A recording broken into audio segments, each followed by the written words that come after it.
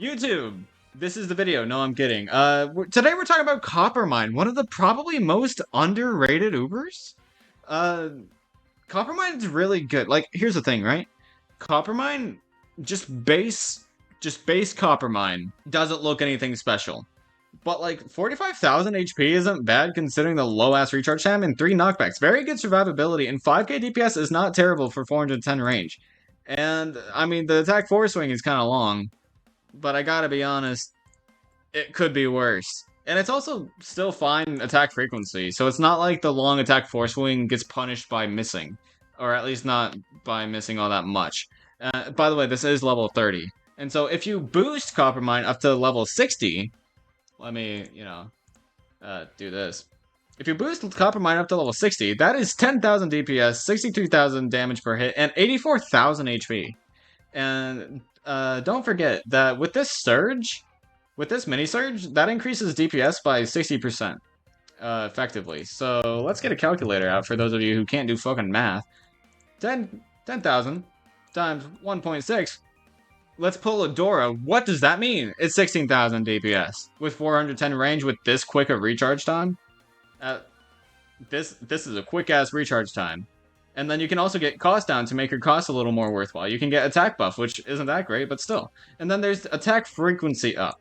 Kava, you know how to do Pack. I nominate you to look up Coppermine's full stats with full talents on Discord. Golem jump scare.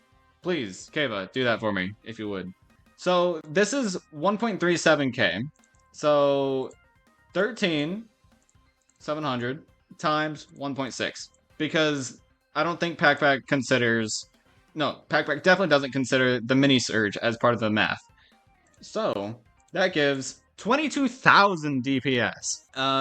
Here's the thing, right? The mini surge, it is level 3. Keep that in mind. And it is RNG based, I will say. The surge is RNG based because it does spawn between here and there. But it's either close range into where she's hitting, so adding the damage to whatever she's hitting, or it's far range, sniping whatever's in the back. So I think it's a pretty big win-win, I would say. And either way, I'm okay with just saying that she has 20,000 DPS. She has 20,000 DPS. That's double that of the average Uber at level 60. And she has a good ass niche. Freezing against a 75% freeze against floating and zombies, which is it's actually a pretty long freeze. For a freeze, this is really good. That's like probably 2/3, 3/4 uptime. With this low recharge time. Remember, this recharge time and this standing range, she's a backliner with a minute-long recharge time with 20,000 DPS. The mini surge also does make her freeze better, but her freeze, thanks to this, I mean, it's already like I didn't even consider this whenever it came to uptime. Her with max talents, I mean, the freeze is almost 100% uptime.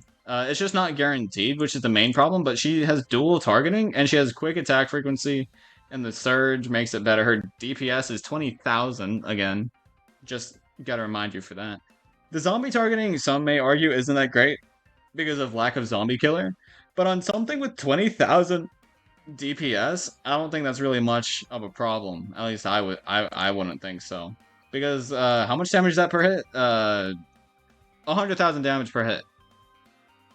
I mean, I feel like zombies aren't gonna be too much of a threat. I mean, Old Stritch maybe.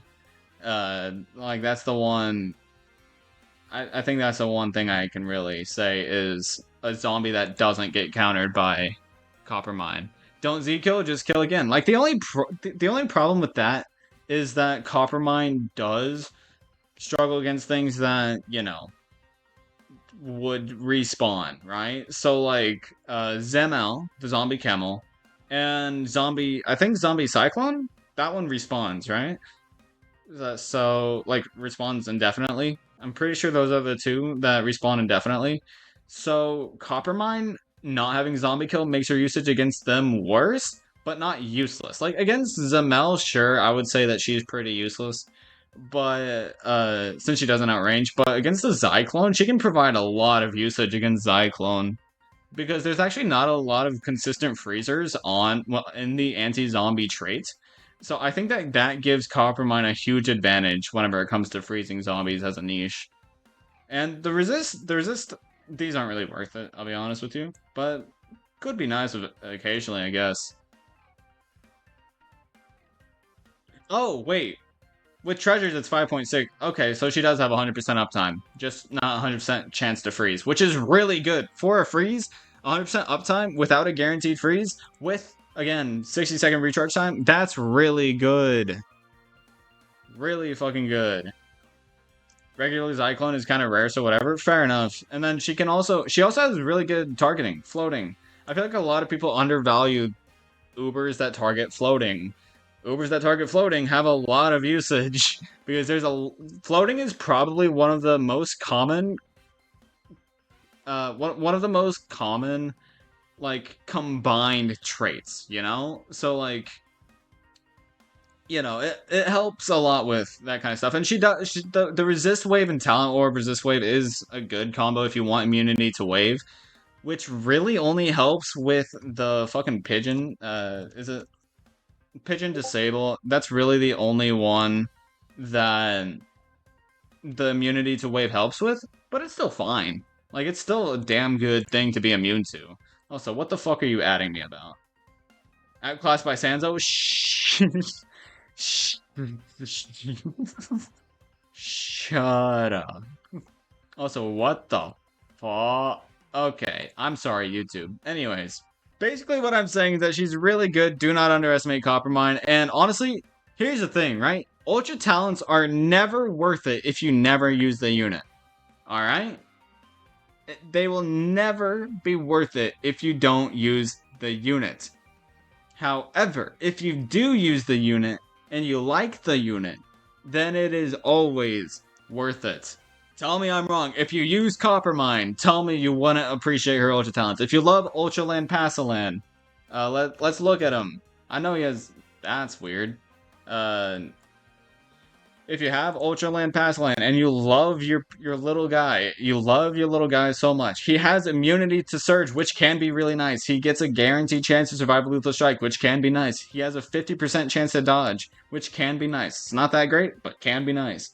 You know what I mean? Like, if you enjoy using a unit, the Ultra Talents are always worth it. Even on the worst of the worst Ultra Talents, it is always worth it if you enjoy using a unit that much. Alright? So, stick with that. I'm so sorry, YouTube, for that again. Whatever.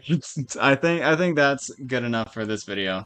There's your calculator. I'm not that good at math, apparently. But yeah, I think that'll be it. So, if you did enjoy, please do come back for more, and I'll see you in the next one. Peace!